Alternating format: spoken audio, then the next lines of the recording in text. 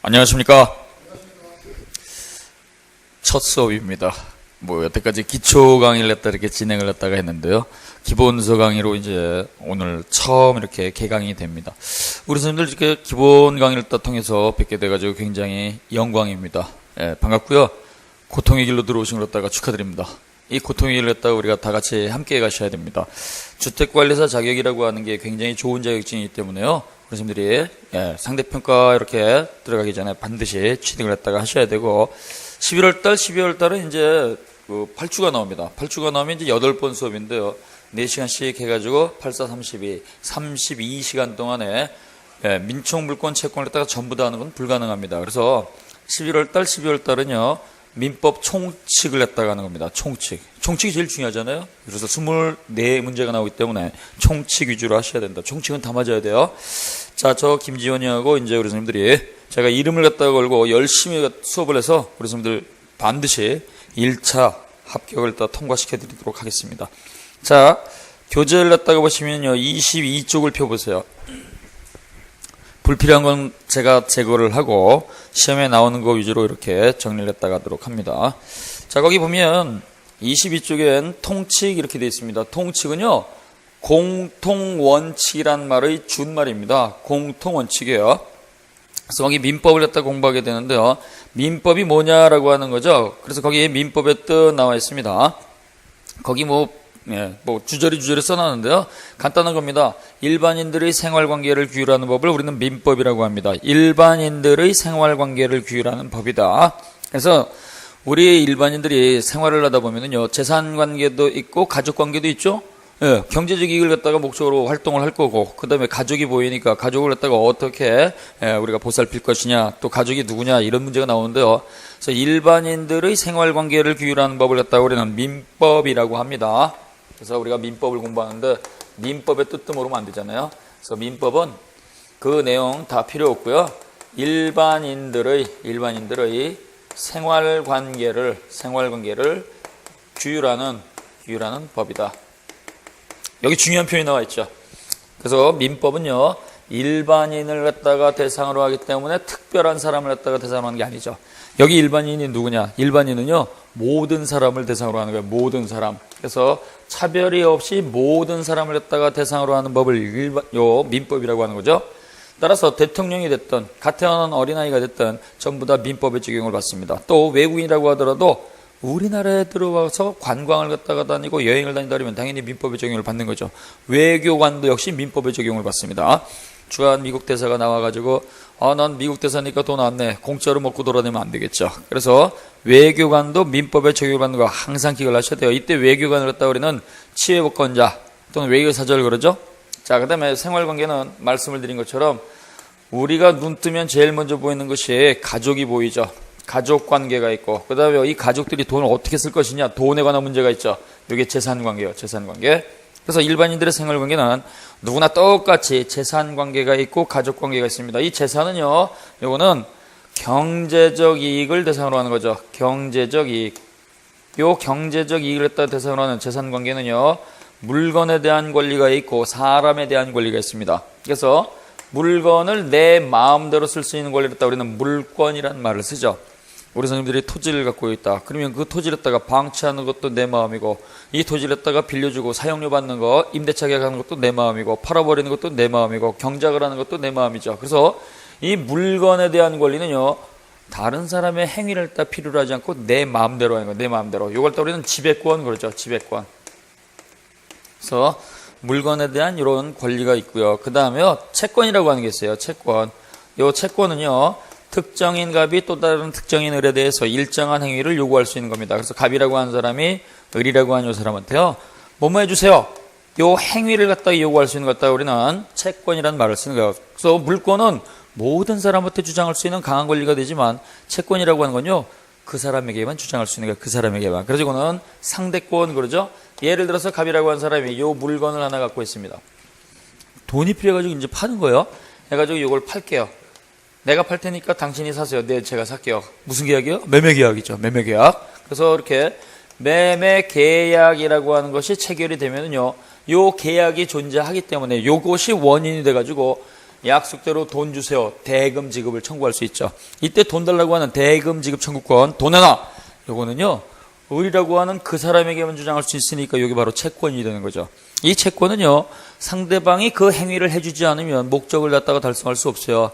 우리 선생님들이 팔겠다고 내놨는데 그 사람이 돈을 갖다가 안 주면 나는 목적 달성을 못 하잖아요. 그래서 물권은 다른 사람의 행위를 필요로 하지 않지만 채권은요, 반드시 그 사람의 행위가 있어야 된다는 걸 꼭 기억을 하셔야 돼요. 그 놈이 해줘야 된다는 거예요. 그 다음에요, 가족관계죠. 가족은 누가 되느냐? 가족은 아무나 되는 건 아닙니다. 그래서 이 가족이 되기 위해서는요, 반드시 가족 구성원 자격을 취득을 해야 되는데, 그 가족이 되는 건요, 혼인에 의한 거예요. 혼인. 그래서 혼인에 의해 가지고 가족을 갖다 결정하는 것 같다 우리는 친족이라는 말을 씁니다. 그래서 친족은 가족 구성원 자격을 주는 거예요. 가족이 누구냐라고 하는 거죠. 그래서 혼인에 의해서 가족이 되는 겁니다. 그 다음에요, 그 가족들 사이에서 돌아가신 분이 있으면 그 돌아가신 분의 재산을 받는 게 있죠. 여기 상속이에요. 상속. 그래서 이렇게 우리 일반인들의 이 생활관계라고 하는 것은 보신 것처럼 재산관계, 가족관계로서 친족, 그 다음에 상속, 물권, 채권 이렇게 네 가지로 구성이 되는 거예요. 근데 이 재산관계, 가족관계에 있어서 공통으로 적용되는 원칙이 있어요. 공통으로 적용되는 원칙. 이걸 갖다 우리는 민법 총칙 그러는 거예요. 민법 총칙. 그래서 일반인들의 생활관계를 규율하는 이 민법에 있어서 공통 적용되는 모든 원칙, 공통 적용되는 모든 원칙을 뽑아놓은 게 민법 총칙입니다. 그래서 민법 총칙 이게 1편이죠. 1편. 그 다음에요, 여기 물권이 2편이고 그 다음에 채권이 3편이 되는 것이고 그 다음에 친족이 4편이 되고 그 다음에 상속이 5편이 되는 거예요. 5편. 그래서 우리 민법은 이렇게 총 5개의 편으로 구별이 되어 있는 겁니다. 이러한 민법의 체계는요, 요 뼈대는 우리 고유의 법을 갖다가 계승 발전시킨 게 아니고 요거는 독일에서 갖고 온 거예요. 독일. 우리는 해방은 됐는데 바로 쓸 법이 없으니까 법을 수입해서 쓰는 나라입니다. 어디서 수입을 했느냐? 독일에서. 그래서 독일도 똑같아요. 1편부터 5편까지 민촉, 물권, 채권, 친족, 상속 이렇게 되어 있는 겁니다. 근데요, 그러면 이게 민법 총칙이 요게 재산관계, 가족관계 공통 적용되는 거 모든 걸 갖다가 뽑아놨다고 한다면 총칙은 재산관계에도 전부 다 적용이 되고 가족관계에도 전부 다 적용이 돼야 되는데요. 현실은 그렇지 않습니다. 민법 총칙은 재산관계에는 전부 다 써먹어요. 전부 다 써먹는데 가족관계는 전부 다 쓰는 게 아니고 일부만 적용을 해줍니다. 일부. 왜 그러느냐? 재산관계는 경제적 이익을 갖다가 목적으로 하지만 가족관계는 경제적 이익과는 전혀 상관이 없죠. 전혀 상관이 없으니까 경제적 논리를 바탕으로 한 민법 조문은 가족관계에는 적용할 여지가 없어요. 돈을 갖다가 많이 벌어오면 부모님이 되는 것이고 돈을 갖다가 못 벌면 남편도 아니고 아내도 아니고 가족도 아니다 이렇게 하면 안 되잖아요. 그래서 총칙은 재산관계는 전부 다 쓴다. 그러나 가족관계는 일부만 쓴다. 이 정도만 보시면 돼요. 자, 그러면 거기 양가로 2번에 보면 민법의 두 가지 뜻 해가지고 형식적 의미의 민법하고 실질적 의미의 민법이 있습니다. 요거 이제 간혹 시험 문제 한 줄 지문이 나올 수가 있어요. 그래서 거기 형식적 의미의 민법이 뭐냐 이거죠. 형식적 그러면 넓은 거예요, 좁은 거예요? 좁은 거.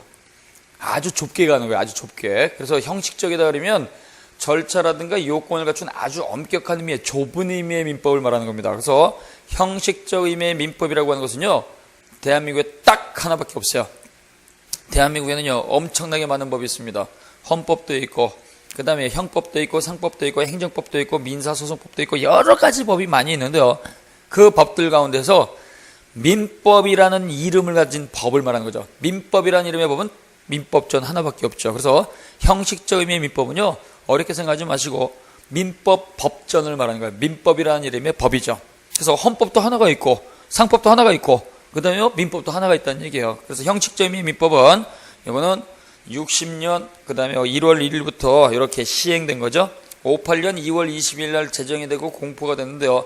민법은 바로 시행된 게 아니고 유예 기간을 또 둬가지고 60년 1월 1일부터 시행된 겁니다. 이게 바로 형식적 의미의 민법이에요. 그 다음에 실질적 의미의 민법.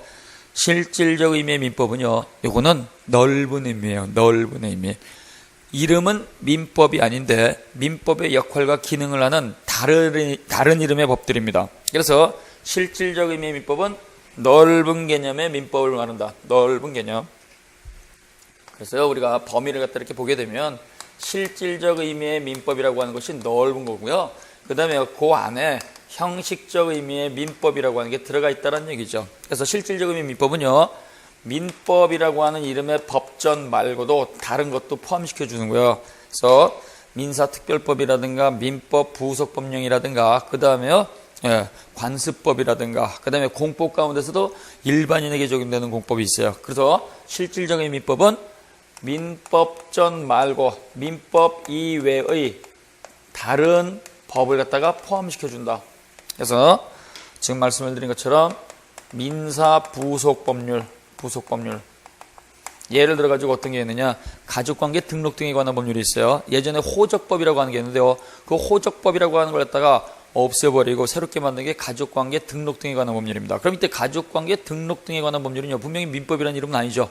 근데 일반인들이 가족관계를 갖다가 적용하기 때문에 이것도 민법에 포함시켜준다는 얘기예요. 그 다음에요 또 뭐가 있느냐, 민사특별법. 민사특별법은 어떤 게 있냐면요, 주택임대차보호법이라든가 상가건물 임대차보호법이 있어요.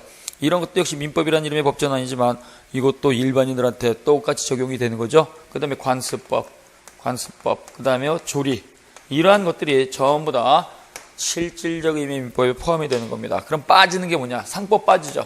상법은 일반법이 아니고 특별법입니다. 누구를 갖다 대상으로 하냐, 이거는 상인을 대상으로 하는 거야. 상인은 어떤 게 있느냐, 각종 회사입니다. 각종 회사. 그래서 상법은 회사, 상인을 갖다가 대상으로 하기 때문에 일반인에게는 적용하지 않죠.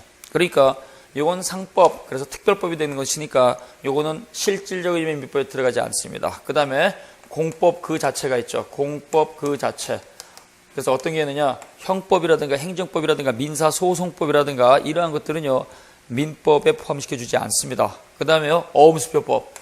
이거 안 나올 것 같죠? 다 나오는 것들이에요. 네, 그래서 다음 보기 중 실질적 의미의 민법에 들어가지 않는 걸 고르면 이런 걸 골라야 된다는 얘기예요. 이런 거를. 자, 그래서 여러분들이 이렇게 형식적 의미의 민법이 뭐고 실질적 의미의 민법이 뭐냐, 이렇게 개념은 잡고 계셔야 돼요.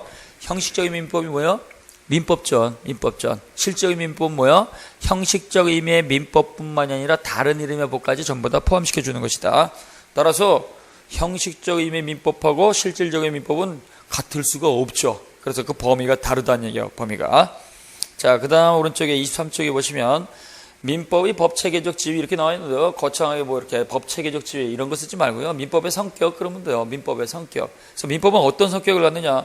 제목만 밑줄 그어놓으세요. 민법은 사법이다. 사법 동그라미. 따라서 공법이 아니란 얘기예요. 그래서 이 공법과 사법은 어떻게 구별이 되느냐. 써먹는 그 법 규정이 다르기 때문에 우리가 구별을 하게 되는데요. 사법은 사적 자치가 허용되는 거예요. 사적 자치. 사적 자치는 뭐예요? 내가 원해서 마음대로 하는 거죠. 우리가 물건에 대한 권리도 내가 원했을 때 마음대로 하는 것이고요. 사람에 대해서 계약을 갖다가 체결하는 것도 내가 원했을 때 하는 것이고, 혼인도 내가 원해서 하는 거죠. 그래서 이러한 것들을 갖다가 우리는 내가 원해서 하기 때문에 사적 자치를 갖다가 허용한다는 말을 씁니다. 그래서 민법은요, 갑이라고 하는 을이라고 하는 요 일반인들끼리 대등한 지위에서 하는 거죠. 수평관계요. 그래서 민법은 사법이기 때문에 누굴 갖다가 강제로 복종시키는 게 아니고 평등관계를 규율하는 거예요. 평등관계. 뭐뭐 해도 되겠습니까? 네, 뭐뭐 하세요. 이렇게 주고받는 게 원칙이라는 얘기죠. 이게 사법입니다. 근데요, 공법이라고 하는 건요, 국가에 의해서 복종을 강요당하는 거죠. 그래서 국가와 국민의 관계입니다. 그래서 이때 국가가 국민에 대해서 일정한 의무를 요구하는 경우가 있잖아요. 그래서 국방의 의무라든가 납세라든가 교육이라든가 근로의 의무. 그래서 세금과 같은 거, 세금 내세요 그랬을 때 세금을 갖다가 내는 게 당연한 것이지, 이걸 갖다가요, 나는 내가 원하는 만큼 돈을 못 벌었으니까 세금 안 내겠습니다, 이렇게 대들 수는 없잖아요. 그래서 국가와 국민의 관계는 요거는 수직관계죠. 수직관계니까 뭐요? 불평등 관계예요. 불평등 관계. 그래서 이 사법하고 공법의 지배 이념이 다르기 때문에 사법관계는 민법이 적용이 된다. 민법. 근데요, 여기 국가와 국민 사이에서 이렇게 수직관계, 불평등관계는요, 평등한 게 아니니까 민법이 적용되는 게 아니에요. 민법이 적용되는 게 아니고 행정법에 의해서 규율되는 거죠. 따라서 일반인들이 분쟁이 있을 때는 민사소송에 의해서 해결하지만, 국가에서 이렇게 국민을 갖다가 수직관계에서 잘못 다루게 되면 어떻게 돼요? 이때는 행정소송 내지는 행정심판에 의해서 하는 거죠. 그래서 양자는 구별하는 이유가 뭐냐면 써먹는, 적용하는 법이 다르기 때문에 구별을 해주는 겁니다. 그래서 민법은 여러 개의 법들 가운데서 민법은 사적 자치가 허용되니까 사법이란 말을 쓰는 거예요. 사법이 뭐예요? 내가 원해서 하는 거예요. 내가 원해서 하는 거. 사적 자치가 허용된다. 그래서 거기 적용 기준 뭐 이렇게 나와 있는데요. 동글맹이 2번에 보면 요 판례는 별표 하나 해놓으세요. 요 판례는 간혹 시험 문제 나오는 겁니다. 국가 또는 지방자치단체, 이건 뭐 국가기관이죠. 국가기관입니다. 지방자치단체가 됐든 중앙정부가 됐든 이러한 국가기관이라고 하더라도 공권력의 행사가 아니고 단순한 사경제의 주체로서 활동하였을 경우, 제일 중요한 표현이요, 사경제의 주체죠.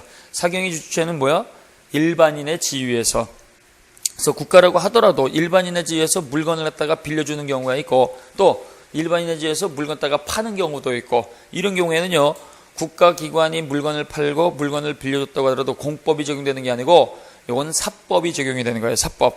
예를 들어서 국가가 철도를 운영합니다. 국가가 코레일을 갖다가 운영을 하고 지하철을 운영하는데요, 그 지하철을 갖다가 타고 가다가 일반 국민이 교통사고가 났다. 근데 국가 공무원이 감독을 딱 잘못해가지고 그 공무원의 잘못이 있다 그러면 이때는 국가 배상을 갖다가 청구해서 국가 배상법이 적용될 것이냐, 아니면 민법에 의해서 소송을 딱 제기할 것이냐, 이게 문제가 되는 건데요, 이때는 국가 배상법, 공법이 적용되는 게 아니고 민사소송에 의해서 해결하는 거예요. 왜 그러느냐? 국가가 철도를 딱 운영한다고 해가지고 모든 국민한테 그 철도를 강제로 타야 하게 할 의무는 없죠.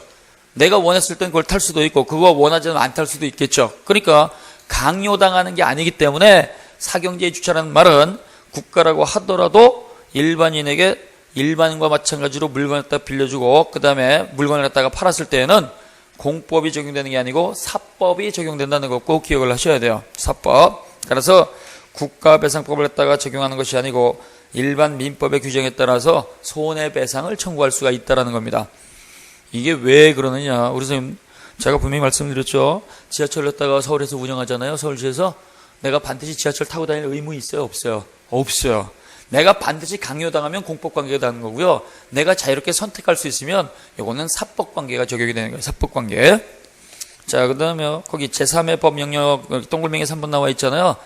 여기 제3의 법이라고 하는 건요, 사법적 요소도 갖고 있고 공법적 요소도 갖고 있어가지고 사법이라고 부를 수도 없고 공법이라고 부를 수 없는 법들이 있어요. 그래서 사법과 공법의 두 가지를 갖다가 전부 다 갖고 있기 때문에 이걸 구별하기 위해서 두 개의 법이 아니고 제3의 법이다 이렇게 불러주는 거예요. 그래서 공법과 사법의 두 가지 요소를 갖고 있으니까 사법이라고 부를 수도 없고 공법이라고 부를 수 없는 법을 제3의 법이라는 말을 씁니다. 예를 들어서 노동 관련 법, 노동법이죠. 우리가요, 근로자하고 사장님이 근로계약을 체결하는 건 두 사람이 원해서 하는 거니까 사적 자치가 허용되죠. 그렇죠. 근로계약도 내가 원했을 때 하는 것이고 따라서 사적 자치가 허용되는데요, 이 근로자하고 사용자하고, 그러니까 사장님하고 노동자하고 분쟁이 있으면 이때는 국가가 강제로 해결하는 경우가 있죠. 그러니까 국가가 강제로 하는 거니까 어떻게 돼요? 공법적 요소도 있잖아요. 그래서 두 가지 요소를 다 갖고 있기 때문에 노동법이라든가 경제법이라든가 사회보장법이라든가 이러한 법은요, 사법이라고 부르기도 힘들고 공법이라고 부르기도 힘드니까 따로 구별지어서 제3의 법 또는 중간법이란 말을 쓴 거예요. 중간법. 이런 법이 많이 나오면 어떻게 돼요? 공사법 구별이 더 어렵겠죠. 어렵다. 자, 그 다음에요, 2번에 보면 민법은 사법인데 어떤 사법이냐? 일반인에게 적용이 되니까 일반사법이란 말을 씁니다. 사적 자치가 허용되는 사법은요, 크게 두 가지가 있습니다. 그 두 가지가 뭐냐면 민법하고 상법이 있어요. 자, 상인, 회사라고 하는 것도 자기한테 이득이 돼야지만 계약을 하는 것이지 회사도 손해가 나면 계약을 하지 않습니다. 그러니까 회사도 사적 자치가 허용이 되죠. 그래서 회사도 계약을 체결하는 건 자유로운데 이때 회사 영리를 추구하는 집단은요, 일반인보다 엄청나게 똑똑하죠. 대그룹을 생각을 해보세요. 대기업. 대기업 있으면 어떻게 돼요? 국민 주머니에는 10원짜리도 빼먹기 위해 가지고 눈에다가 불 켜고 덤비잖아요. 그러니까 엄청나게 똑똑한 놈들이니까 일반법으로 통제하는 게 아니고 똑똑한 놈들은 더 똑똑한 법으로 통제를 해야 된다는 거예요. 그래서 민법은 일반사법이지만 상법은 특별사법으로서의 성질을 갖습니다. 자, 그러면 일반법이라고 하는 게 있고 특별법이라고 하는 게 있는데요, 일반법은 제한이 없이 모든 사람한테 전부 다 적용이 되는 것이고 특별법이라고 하는 것은요, 이건 제한이 존재하는 거죠. 특별한 거니까 특별한 사람을 대상으로 하는 거야. 특별한 사람. 그래서 일반법은 제한이 없이 모든 사람한테 적용이 되는 것이고 특별법은요, 이건 제한된 범위 내에서 적용이 되는 거예요. 제한이 존재한다. 그러면 이걸 도대체 왜 구별을 하느냐? 특별법 우선의 원칙을 갖다가 적용하기 위해서 구별을 해주는 겁니다. 자, 예를 들면 갑이라고 한 사람하고 을이라고 한 요 두 사람이 계약을 체결을 했어요. 계약. 근데 이 계약이 깨져가지고 문제가 생겼어요. 문제가 생겨가지고 법원에 가서 소송을 합니다. 소송을 갖다 이렇게 딱 제기해가지고 법원의 판사가요, 두 사람의 얘기를 갖다 전부 다 듣고 입증자료 전부 다 받아가지고 요 분쟁을 해결하기 위해서 법을 찾아보겠죠. 법을 찾아보는 거예요, 법을. 그래서 법을 찾아보니까요, A라고 하는 법도 있고 B라고 하는 법도 있고 여러 개의 법이 있습니다. 이렇게 법이 여러 개 있으면은요, 법원의 판사는 법의 종류에 따라서 소송을 갖다가 그때그때 따로 하느냐, 이게 아니라는 얘기죠. 법이 여러 개 있다고 해가지고 법의 개수만큼 소송을 하게 되면 시간도 많이 가고 돈도 많이 들어가잖아요. 변호사 여러 번 써야 되니까. 그래서 법이 여러 개 있으면 그 법의 개수만큼 소송하는 게 아니고 가장 힘센 법으로 한 번에 끝내는 거예요. 그래서 이게 일반법이다, 이게 특별법이다. 그러면 어떻게 돼요? 일반법 요거 나가가지고 소송을 갖다 해결하지 못하면 형님 나가세요. 그러면 번거롭잖아요. 그러니까 처음부터 힘센 법이 나가는 거예요. 처음부터. 그래서 법이 여러 개 있으면 법의 개수만큼 소송하는 것도 아니고 법이 여러 개 있으면 그 법의 개수만큼 권리가 늘어나는 것도 아니에요. 그래서 무조건 가장 힘센 법으로서 분쟁을 해결하기 때문에 일반법하고 특별법이 존재하면 무조건 특별법 우선의 원칙이 적용되기 때문에 권리는 한 개만 존재하는 겁니다. 그래서 민법하고 상법이 충돌하게 되면 언제나 상법이 적용되는 거예요. 상법. 그 다음에 보시면 24쪽에 민법은 실체법이고 절차법이 아닙니다. 그래서 민법은 실체법이라는 말을 쓰는데요. 실체는 뭐냐? 정체를 말하는 거예요. 정체. 그래서 민법은요, 갑과 을 두 사람이 계약을 체결을 했을 때 갑에게는 어떠한 권리가 있고 그 다음에 을은 어떠한 의무가 있고, 그래서 당사자사이에서 권리와 의무를 갖다가 확인시켜주는 법이 바로 실체법, 민법의 역할입니다. 그래서 매매계약을 체결을 했다. 그러면 매도인은 돈 받을 권리가 있고 매수인은 돈을 갖다 지급할 의무가 있고, 돈 다 줬다고 한다면 매도인은 반면에 권리를 이전하거나 물건을 인도할 의무가 있고 매수인은 받을 권리가 있죠. 요걸 규정하는 게 바로 민법이란 얘기예요. 그래서 민법은 당사자 사이에서 권리와 의무가 무엇이냐 확인시켜주는 법이죠. 확인된 권리와 의무는요, 당사자가 약속대로 이행하면 좋은데 당사자가 약속을 깨가지고 문제가 생기면 그 권리는 국가가 정한 절차에 의해서 실현을 하죠. 요 실현해주는 법을 우리는 절차법이란 말을 씁니다. 우리 사람들이 소송을 했다 해가지고 승소를 했어요. 승소를 하면 판결문대로 그놈이 이행을 해야 되겠죠. 근데 그놈이 판결대로 이행을 안 해요. 그러면 집달관 데려가가지고 국가가 정한 절차에서 강제 집행을 하죠. 그래서 집달관 데려가가지고 강제 집행하는 것은요, 개인의 권리를 실현해 주는 건데 이건 개인이 자유롭게 하는 게 아니고 국가가 해주는 거예요. 국가. 그래서 절차법은 공법이 되는 겁니다. 공법. 그래서 시험 문제 어떻게 나오느냐? 민법에 의해서 확인된 권리와 의무는 민법에 의해서 실현하는 것이 가능하다. 그러면 틀리는 거예요. 민법은 확인만 해주고 실현은 민사소송법이 아닌 거예요. 민사소송법. 채무자가 돈 안 갚는다 그러면 집달관 데려가지고 딱지 붙여가지고 경매를 갖다가 한다. 그 국가가 실현하는 거예요. 국가가. 그래서 민법은 실체법이니까 확인만 시켜주고, 민사소송법은 확인된 권리를 갖다가 실현시켜주는 법이에요. 같이 기억해보세요. 자, 그래서 지금 민법의 성격은요, 사법이다, 일반법이다, 실체법이다. 요건 꼭 머릿속에다 기억하고 있어야 돼요. 사법이다, 일반법이다, 그 다음에요, 실체법이다.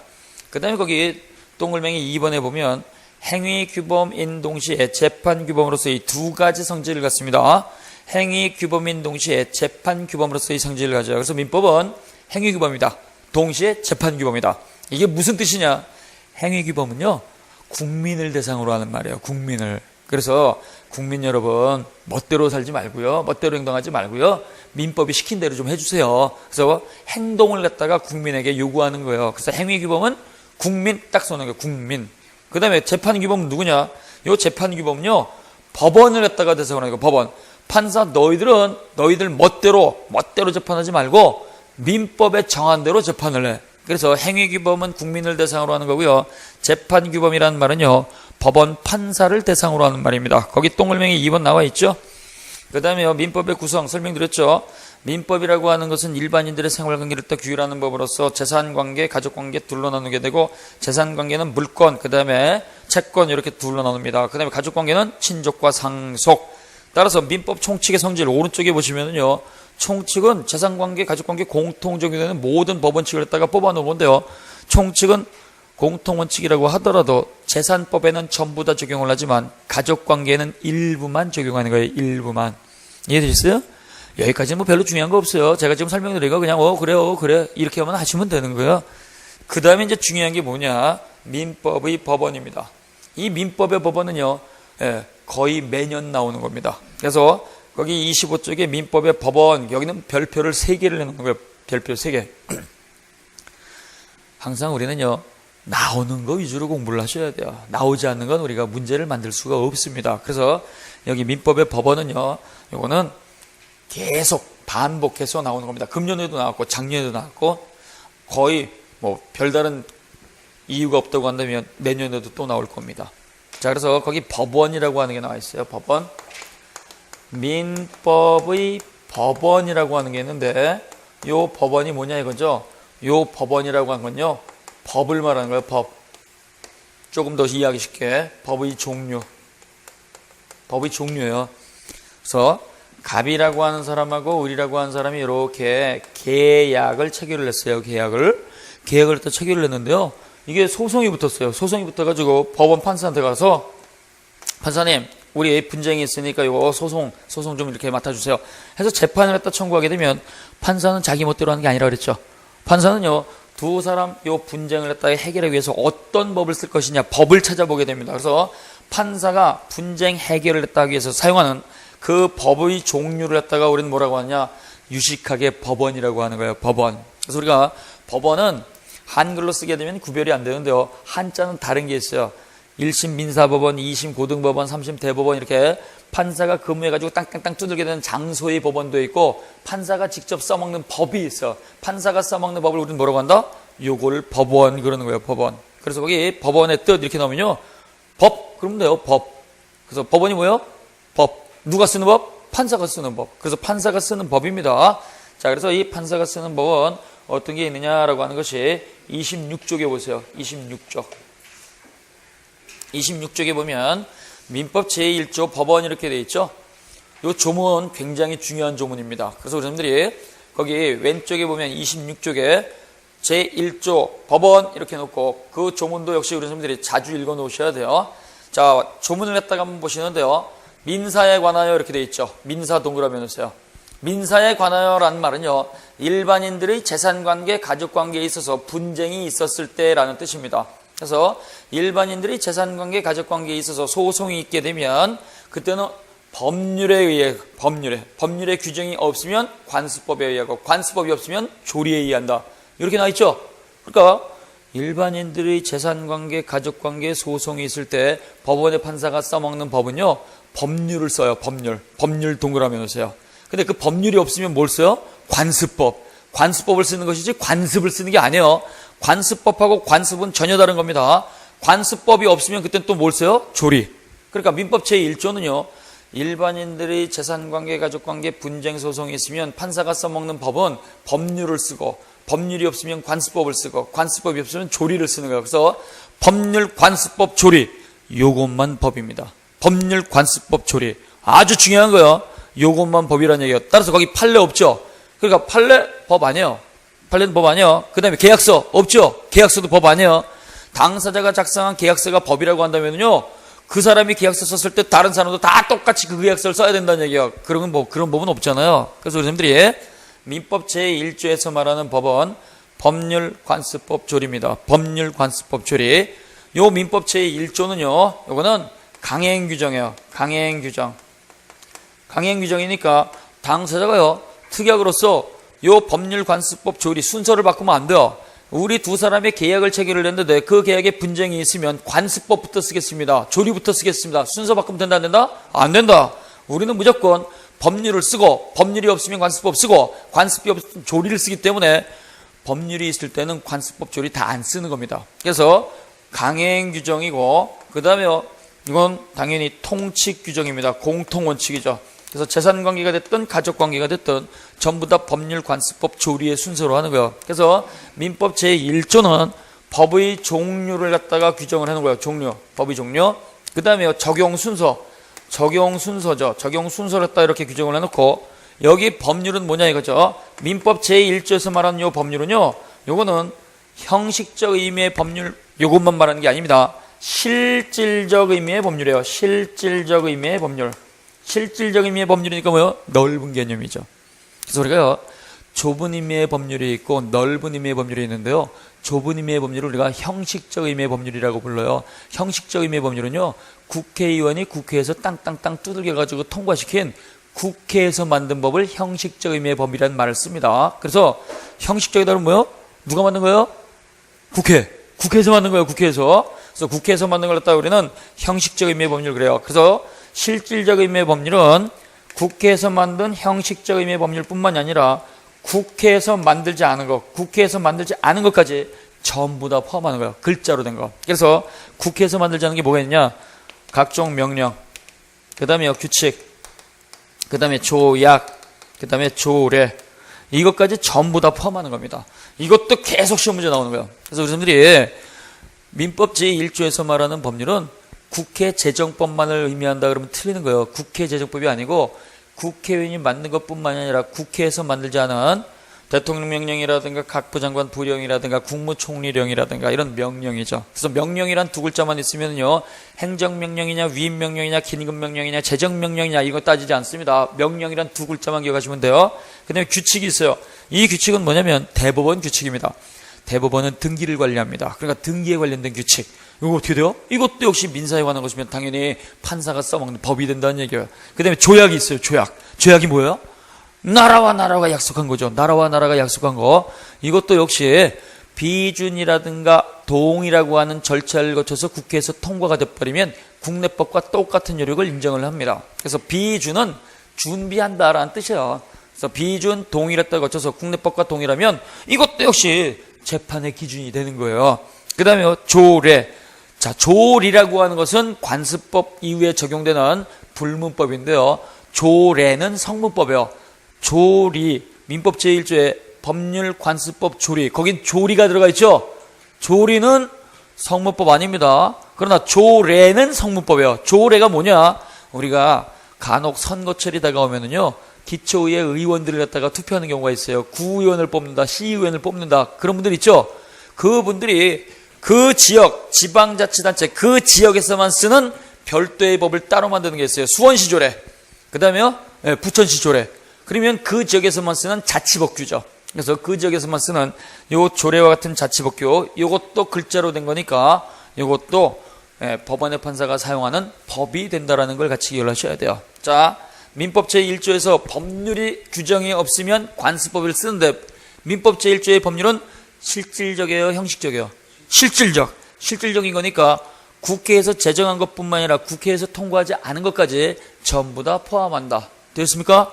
그래서 이거 잃어버리시면 안 돼요. 명령, 규칙, 조약, 조례까지 전부 다 포함된다. 조리는 불문법이지만 조례는 성문법이다. 성문법.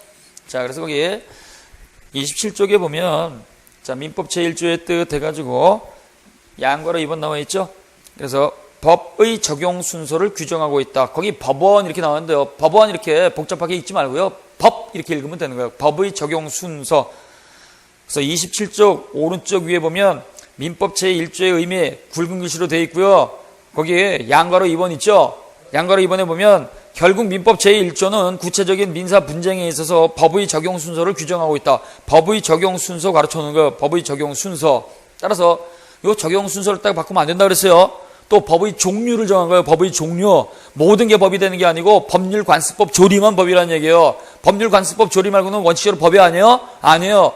거기에 딱 하나 예외적으로 법으로 인정하는 게 하나가 뭐냐면 헌법재판소 판결입니다. 헌재 판결은요, 민사에 관한 것은 법이 되는 거예요. 왜 그러느냐? 헌법은 최상위 규범이죠. 최상위 규범이니까 헌법을 위반한 민법은 전부 다 뜯어 고치거나 개정이 되거나 폐지가 되고 삭제가 되고 없어지기 때문에 헌법재판소 판결은 법이다. 꼭 기억을 하셔야 돼요. 우리 선생님들 이렇게 아침에 일찍 오셔가지고 수업을 갖다 듣는 게 익숙하지 않을 수도 있겠지만 이걸 들어 놓으셔야지만 우리 선생님들이 머리가 아주 답을 갖다가 고르는데 굉장히 좋아지시겠죠. 자, 그래서 거기에 적용 순서, 그 다음에 거기에 민법 제1조에 있어서 양괄호 2번 법률 나와 있죠. 양괄호 2번 찾으셨어요? 예, 거기에 별표해 놓으셔야 돼요. 그래서 법률의 뜻, 형식적 의미의 법률뿐만이 아니라 실질적 의미의 법률을 갖다가 포함하는 것이다. 그래서 거기에 D급번에 보면 형식적 의미의 법률뿐만이 아니라 실질적 의미의 법률까지 포함하는 개념이다. 이거 우리 시험 문제 나왔던 겁니다. 민법 제1조에서 말하는 법률은 어떤 뜻이냐? 실질적 의미의 법률을 말한다. 그러니까 국회 재정법뿐만이 아니라 명령, 규칙, 조약, 조례까지 전부 다 포함된다. 그래서 거기 기억번, 대통령의 긴급명령, 명령 동그라미 넣으세요.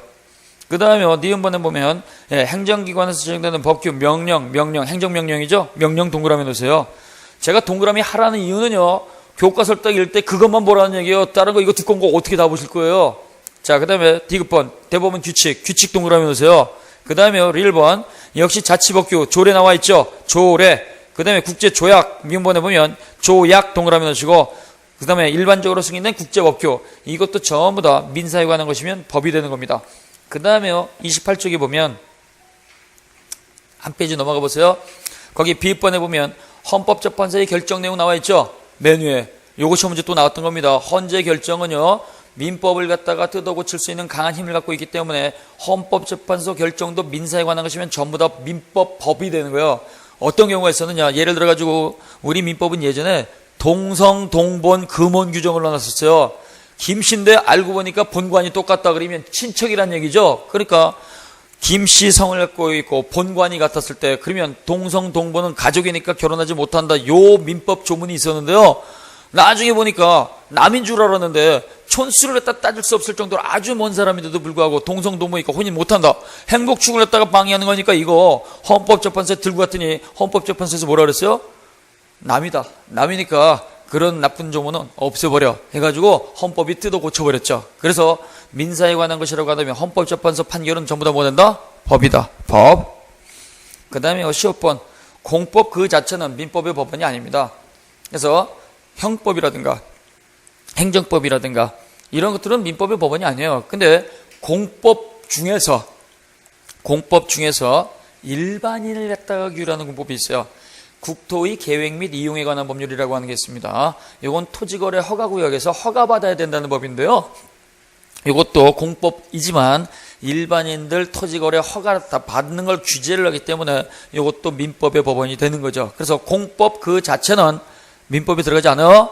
공법 그 자체는 민법에 들어가지 않는데 공법 가운데서 일반인을 갖다가 규율하는 공법. 그래서 지금 말씀을 드린 토지거래 허가구에서 허가받아야 된다는 법. 이건 공법이지만 민법에 포함시켜줍니다. 그 다음에 특허법. 특허법도 일반인들이 특허를 갖다 개발하는 거니까 일반인 대상으로 하죠. 그 다음에 광업법, 어법 이런 거 전부 다 공법이지만 일반인을 갖다가 대상으로 하는 거기 때문에 민법의 법원이 되는 겁니다. 특허법이라든가 광업법이라든가 어업법이라든가 국토의 계획 및 이용에 관한 법률 이러한 것들도 역시 민법에 포함시켜준다. 그 다음에 3번에 보면 관습법 이렇게 나와 있습니다. 관습법. 이거 엄청 중요합니다. 이것도 별표 3개입니다. 그래서 이 민법 제1조에 관련해 가지고 쉽게 내면은요. 실질적 의미의 법률이 뭐냐. 요걸 갖다 이렇게 문제를 내주면 거저 맞는 거예요. 조금 깊이 있게 들어가면 관습법을 냅니다. 관습법. 자, 그래서 우리는 법원의 판사가 써먹는 게 법률을 갖다가 써요. 그래서 성문법을 갖다가 먼저 쓰는 거예요. 글자로 된 성문법을 갖다가 먼저 쓰고 글자로 된 법전이 없다. 그러면 재판을 못하는 게 아니고 반드시 재판을 해야 됩니다.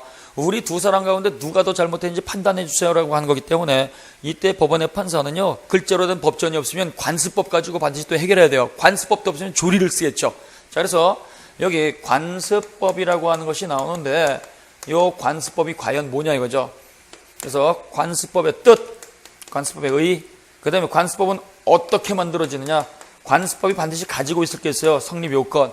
그 다음에 이 관습법은 언제 세상에 알려지고 확인이 되느냐.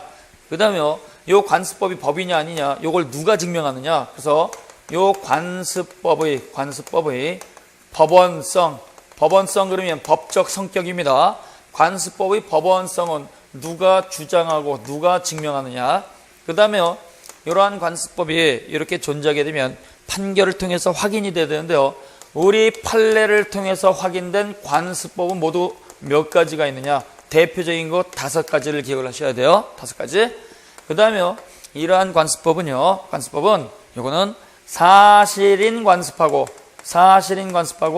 어떻게 다르냐. 이것과의 구별입니다. 제가 지금 이렇게 목차를 했다가 써드리는 거는요. 학원에 오시면은 이해는 된다. 그러나 머리에 잘 안 남는다. 요게 가장 커다란 단점이 되는 거예요. 선생님들이 요 옆에다가 목차를 이렇게 딱 써놓는 거예요. 목차를. 그러면 요거 가지고 공부하는 거야. 관습법이 뭐였지? 뜻. 관습법이 만들어지면 어떤 요건을 가져야 되겠지? 그 다음에 관습법은 어떻게 확인이 되나? 관습법을 갖다 이렇게 누가 법으로서 인정을 할 것이냐? 그 다음에 관습법은 어떤 게 있느냐? 그 다음에 사실인 관습하고 관습법은 어떤 점에서 차이가 있느냐? 이렇게 우리가 구별을 하셔야 돼요. 자, 그래서 거기에 관습법의 의라고 하는 게 나옵니다. 관습법의 뜻. 관습법은요, 사회 일반인들, 구성원들이죠. 사회생활은 우리들입니다. 우리들이 생활을 통해 가지고 반복되는 행위를 저지릅니다. 반복되는 행위를 따라 우리는 관행이라는 말을 씁니다. 그래서 이 반복되는 행위, 관행을 갖다가 저질렀는데요. 이 관행을 갖다가 그건 관행으로 끝이는 게 아니고 이거는 전부 다 법으로 인정을 하자. 법으로 지켜주자. 법으로 인정하자라는 믿음을 줘야 돼요. 법으로 인정하겠습니다라고 하는 것도 우리는 법적 확신이라는 말을 씁니다. 그래서 관행을 갖다가 저질러 놓고 법이니까 전부 다 지켜줍시다라고 사회 구성원들이 받아들이게 되면 이때는 단순한 관행으로 존재하는 게 아니고 법으로 바뀌게 되는 거예요. 법으로. 우리가 예를 들어가지고 부동산을 갖다가 사고 파는 계약이 있어요. 갑이라고 하는 사람이 이렇게 건물 갖고 있다, 토지 갖고 있다. 그래서 이 부동산 물건을 갖다가 사고 팔게 되면은요, 보통 부동산 거래 관행은요, 계약을 딱 체결을 하면서 계약금 주고, 그 다음에 중도금 이렇게 나눠서 주고, 그 다음에 잔금 지급과 동시에 소유권 이전 등기 넘겨준다. 이렇게 하는 경우가 대부분이죠. 이건 관행입니까? 법입니까? 이건 관행이라는 얘기요. 이걸 갖다가 법이 아니기 때문에 너희들은 그렇게 해. 나는 이거 일시불로 팔 거야. 돈 다 갖고 와. 한 번에 팔 수도 있고요. 돈은 나중에 줄 테니까 등기 먼저 줘. 이렇게 계약하는 것도 상관이 없다는 얘기죠. 그래서 이건 관행이지 법이 아니란 얘기예요. 왜? 너희들은 그렇게 해도 나는 그렇게 안 해. 그래서 안 할 수도 있기 때문에. 그러나 관습법은 그게 아니란 얘기예요. 관행으로 존재하는데 이걸 갖다가 우리는 다 같이 지켜야 되겠다. 지켜줘야 된다. 지켜야 된다 그러면요, 그때는 법으로서 인정을 한다는 거죠. 우리 학원에서도 알게 모르게 지켜야 될 법이 있습니다. 어떤 게 있느냐? 우리 선생님들이 이렇게 딱 오셔가지고 수업을 딱 이제 열심히 듣잖아요. 집중하고 계시잖아요. 집중하고 있는데요. 옆에서 어떤 분이 휴대폰을 갖다가 진동이라든가 무음으로 안 해놓고요. 그걸 갖다가 소리를 깜빡 잊고 이걸 크게 틀어놓은 거예요. 그래서 열심히 수업 듣고 있는데 옆에서 벨소리가 쾌지나 칭칭 나네 이렇게 막 나와요. 그럼 어떻게 돼요? 그랬을 때는 다른 사람이 째려보잖아요. 저 인간이 미쳤나 이렇게 해가지고. 그래서 그러면 어떻게 돼요? 그러면 그때는요, 내가 잘못했네. 앞으로 이건 지켜야 되겠네. 지켜야 되겠네. 그 마음이 생기면 뭐요? 그때는 법으로 올라간다는 얘기죠. 됐어요? 그래서 이 법적 확신이라는 말은요, 이거는 법으로 인정하겠다는 뜻입니다. 근데요, 이 법적 확신은 언제 만들어졌느냐? 이거는 우리가 알 수가 없어요. 그래서 그거 언제부터 지켰어요? 그랬더니 우리 할아버지들 다 이렇게 지켰던데요? 그럼 할아버지 모시고 와봐봐. 할아버지 모시고 왔어요. 할아버지 그럼 이거 언제부터 지켰나요? 이거 옛날부터 우리 할아버지들 다 이렇게 우리 윗대서부터 다 지켰어. 그러면 구체적으로 법적 확신은요, 10년 전에 만들어졌는지 100년 전에 만들어졌는지 입증이 가능해요, 불가능해요? 불가능한 거예요. 이거 언제부터 지켰어요? 그러면 우리 윗대서부터 지켰어요. 그래서 그 할아버지 모시고 왔더니 할아버지는 또 뭐라고 하냐? 우리 윗대 선조들부터 다 그렇게 지켰습니다. 그러면 구체적으로 적어도 몇 년 전에 생겼냐, 이렇게 구체적으로 특정짓는 건 불가능하다는 얘기입니다. 그래서 알게 모르게 처음부터 이걸 다 전부 다 지켜왔으니까 이건 법입니다. 이렇게 말할 수밖에 없다라는 얘기예요. 자, 여기서 제일 중요한 게요, 관습법은요, 누가 만들었냐? 우리가 만든 거예요. 우리가 꼭 기억하셔야 돼요. 관습법은 우리가 만든 거예요. 우리가 뭘 통해서? 생활을 통해서 만들어 놓은 겁니다. 그러니까 관습법은 국회에서 만든 것도 아니고 법원 판사가 만든 것도 아니라는 걸 꼭 기억을 하셔야 돼요. 법원이 만든 거 아닙니다. 관습법은 우리가 만든 거예요. 뭘 통해서? 생활을 통해서. 생활을 통해 가지고 관행을 갖다가 저질러 놨는데 그 관행이 쓸모가 있더라. 쓸모가 있으니까 다 같이 법으로 인정을 해주자. 그래서 관습법은요, 관행이 있어야 되고 법적 확신을 가져야 돼요. 그러니까 관습법이 만들어지기 위해서는 두 가지 요건을 갖춰야 됩니다. 두 가지 요건. 반복되는 행위가 있을 것. 그 다음에요, 법적 확신을 가지고 있을 것. 요 두 가지가 있어야지만 관습법이 존재하는 것이고요. 이 두 가지가 없으면요, 관습법 자체가 아니라는 걸 꼭 기억을 하셔야 돼요. 여기 관행이라고 하는 건요, 한 번으로 끝나는 게 아니에요. 일정한 지역에, 일정한 시기에 걸쳐서 지속적으로 반복되는 행위. 이러한 관행은요, 강행 질서를 위반하면 안 돼요. 헌법을 위반하면 안 되는 거죠. 그래서 이러한 관행이라고 하는 것은 강행 규정이라든가 헌법적 정당성이라든가 합리성이라든가 위반해서는 절대로 안 된다. 자, 관습법 성립 요건은 모두 몇 가지예요? 두 가지. 두 가지가 뭐예요? 관행, 그 다음에 법적 확신. 요 두 가지를 가지고 있어야 됩니다. 자, 그래서 거기 디귿번에 보면 사실인 관습은 관행만 존재하는 것이고 사회의 법적 확신이라든가 인식에 의해서 법으로 승인되지 않은 게 사실인 관습입니다. 사실인 관습 민법 공부하시기 전에 들어보셨어요? 아니면 오늘 와서 처음 들었어요? 사실인 관습 미리 들어보신 분 계세요? 아침에 식사 안 하고 오셨어요? 우리 선생님들 공부를 했다가 할 때는요, 용감하게 하셔야 돼요. 예. 자, 그래서 사실인 관습이라고 하는 건요, 여기 와서 처음 들으셨을 거예요. 이걸 갖다가 우리는 어렵게 생각하지 마시고 관행 그러면 되는 거예요. 거래 관행. 그래서 거래 관행을 갖다가 58년도에는 이런 단어를 썼다는 얘기예요. 이런 단어는 지금 잘 안 쓰잖아요. 그래서 사실인 관습 그러면 관행 그러시면 돼요. 관행. 그래서 학교를 갖다 이렇게 찾아가게 되면 예전에는요, 학교 선생님한테 봉투 갖다 주는 관행이 있잖아요. 그것도 일종의 사실인 관습 관행이라는 거예요. 관행. 자, 그래서 관습법은 법적 확신을 갖고 있으니까 법으로 승격이 된 것이고, 사실인 관습은요, 법적 확신을 갖지 못했으니까 법으로 승격되지 못한 걸 말하는 거예요. 그래서 관습법은 용이고요, 사실인 관습은 이무기예요. 이무기. 자, 그래서 우리들이 올라가면 법이고 올라가지 못하면 사실인 관습이다, 이렇게 하시면 돼요. 자, 그러면 우리 판례는 리을번 이러한 사실인 관습하고 관습법은 전혀 다른 거니까 완전히 다른 걸로써 구별을 해줍니다. 그래서 오른쪽에 보시면 29쪽에 관습법과 사실인 관습의 차이 이렇게 나와 있죠. 그래서 크게 네 가지가 차이가 있는 거예요. 자, 관습법이라고 하는 것이 있고 사실인 관습이라고 하는 것이 있는데요. 이 관습법과 사실인 관습은 어디에서 차이가 있느냐? 성립 요건이 달라요. 성립 요건에서 차이가 있고, 그 다음에요, 법원성, 법적 성격이 인정이 될 것이냐 아닐 것이냐, 법원성 인정 여부에서 다르고, 그 다음에요, 누가 주장하고 누가 증명할 것이냐, 주장, 증명, 입증이 다르죠. 그 다음에 적용 범위, 써먹는 적용 범위가 다르다는 데에서 차이가 있는 겁니다. 그래서 관습법하고 사실인 관습은 완전히 다른 거예요. 얘는 법이고 얘는 법이 아니죠. 그래서 제일 중요한 게요, 요걸 기억을 하셔야 돼요. 요거를. 내용도 중요하지만요, 도표를 갖다 공부할 때는요, 제일 왼쪽에 있는 기준이 제일 중요한 거예요. 관습법이 되기 위해서는 성립 요건은 뭘 가지고 있어야 돼요? 관행이라고 하는 게 있어야 되고, 그 다음에 뭐가 있어야 돼요? 법적 확신. 요 두 가지가 있어야지만 관습법이 된다는 거예요. 관행을 갖다가 저질러 놓고 법이니까 전부 다 지키자, 이 법적 확신을 갖고 있을 때만 관습법이 되는 거예요. 그러나 사실인 관습은요, 요거는 단순한 반복되는 행위 관행만 있는 것이고, 얘는 법적 확신을 지금 얻은 거예요, 못 얻은 거예요? 법적 확신을 못 가진 거죠. 그러니까 요건이 달라요. 하나는 법적 확신을 갖고 있는 것이고 하나는 법적 확신을 못 갖고 있는 거죠. 그러니까 법적 확신을 갖고 있으니까 관습법은 법이죠. 법이니까 법원성이 인정이 되는 거예요. 법원성. 여기 법원성 이렇게 나오면은요, 법으로서의 성질을 말하는 거예요. 그래서 법원성이 인정이 된다 그러면 뭐요? 법이다.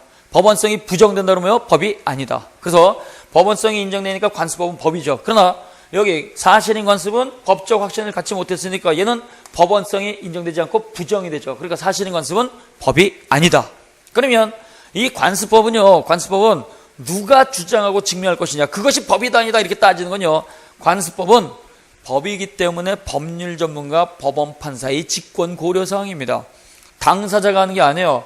법원 전문가가 누구예요? 우리 일반인 당사자가 아니고요, 법원 판사입니다. 법원. 그래서 법원 판사가 직권을 고려하는 거예요. 그래서 법에 대한 전문가는 법원의 판사이기 때문에 관습법이 법이다 아니다 떠드는 건요, 법원 판사가 고려하는 것이지 당사자가 떠드는 게 아니에요. 판사님, 이게 관습법이니까 이걸로 재판해 주세요. 당사자가 하면 뭐라 그래요?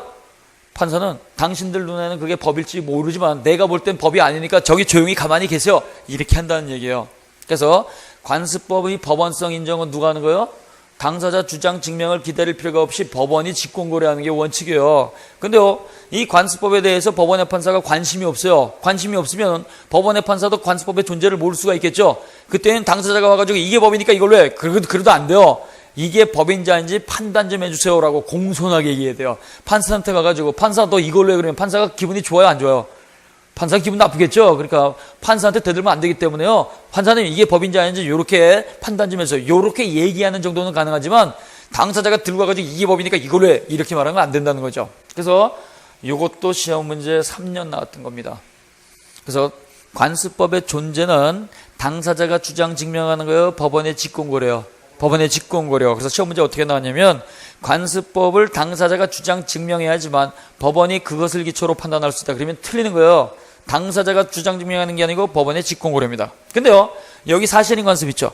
이 사실인 관습은 거래 관행이라고 그랬죠. 거래 관행은 거래를 갖다가 밥 먹듯이 하는 거래 당사자가 전문가예요. 당사자.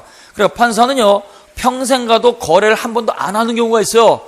물려받은 게 많아가지고 아예 그 집에서 계속 살고 있다 그러면 집 안 사는 경우도 있잖아요. 그래서 이 거래 관행 사실인 관습은요, 법원이 따진 게 아니고 당사자가 증명하는 게 원칙입니다. 두 분 도대체 어떤 계약을 했습니까? 판사님 당신은 모르지만 우리는 계약을 하게 되면 이렇게 계약을 합니다. 그래서 내가 권리자입니다. 이렇게 당사자가 증명한다는 얘기예요. 그래서 사실인 관습은 누가 증명한다? 당사자. 관습법은 법이니까 법률 문제 전부 다 써먹죠. 법과 관련된 거 전부 다 써먹습니다. 근데요, 사실인 관습은 법이 아니기 때문에 법으로서의 기능은 못하니까 일부만 써먹는 거예요. 일부만. 그래서 우리 사람들이 사실인 관습은요, 당사자 의사표시가 불명확했을 때 의사표시 해석 기준으로 쓰는 겁니다. 의사표시 해석 기준. 자, 그래서 거기 도표 오른쪽에 나와 있는데요. 이거 요렇게 우리가 정확하게 네 가지를 갖다가 차이점으로 정확하게 기억하는 게 좋습니다. 그러면 관습법의 성립 요건은 우리가 설명드렸죠. 거기 밑에 도표 밑에 보면 관행이 있어야 되고 법적 확신이 있어야 된다. 자, 그 다음에 거기 C번에 보면 법원의 판결은 관습법의 성립 요건이 아니다. 밑줄 그어놓으세요. 우리가요, 이 관습법이 만들어지게 되면요, 우리 생활에 이렇게 속에 스며든 거기 때문에요, 이게 세상에 드러나질 않습니다. 예를 들어서 영남 지역에 관습법이 있을 것이고, 제주도에 관습법이 있을 것이고, 강원도에 관습법이 있을 것이고, 호남에도 관습법이 있을 것이고, 여러 군데 이제 관습법이 만들어질 수가 있어요. 근데요, 서울 중앙에서 있는 이런 판사들이요, 또는 각 지역에 있는 그 판사들이 관습법에 관심이 없어요. 문제가 됐을 때 찾아보는 거기 때문에. 그러면 이때 관심이 없던 관습법이 언제 세상에 알려지느냐? 판결문을 통해서 드러난 거예요. 판결문을 통해서. 갑과 을 두 사람이 분쟁이 있어가지고 소송을 했다가 이렇게 제기를 했는데요, 글자로 된 법전에 조문이 없어요. 그러다 보니까 어떻게 돼요? 그때 비로소 판사가 찾아온다는 얘기죠. 판결문을 통해 가지고 당신들이 만들어 놓은 관습법을 갖다가 쓰겠습니다. 그러면 어떻게 돼요? 그게 법이구나.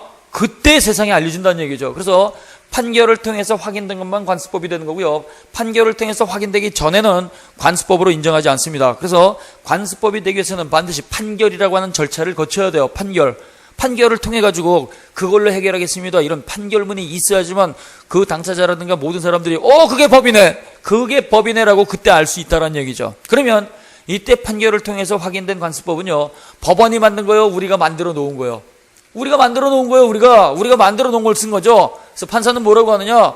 내가 판사가 돼가지고 법전을 찾아봤는데 법전에 조문이 없어가지고 당신들이 과거에 만들어 놓은 걸 갖다가 쓰겠습니다라고 하는 것이기 때문에 판결은 없던 관습법을 만드는 게 아니에요. 그러니까 판결은 관습법의 성립 요건이 아니죠. 관습법이 되기 위해서는 딱 두 개예요. 관행이 저질러지고 그다음에 법이니까 지켜야 되겠다. 법적 확신. 요 두 개만 있으면 관습법은 이미 만들어진 거고, 그 만들어진 걸 판사가 단순히 갖다가 쓰는 거니까 관습법은 판결이 있을 때 만들어진 게 아니고 판결 전에 만들어진 거죠. 판결 전에 만들어진 거예요. 따라서 법원의 판결은 관습법의 존재를 갖다가 확인하는 기준에 불과한 것이지 판결은 관습법의 성립 요건이 아닙니다. 이게 굉장히 중요한 거예요. 그러니까 관습법이 만들어진 건 언제 만들어진 거예요? 판결 전에. 그래서 거기 니은번에 보면 관습법의 성립식이 나와 있죠. 관습법이 언제 만들어진 거예요? 판결 당시에 만들어진 거예요? 판결 전에 만들어진 거예요? 판결 전에 법적 확신을 얻었을 때 만들어진 겁니다. 자, 거기까지 이렇게 보시고요. 잠깐 쉬었다가 거기에 관습법의 효력, 이걸 갖다가 보도록 하겠습니다.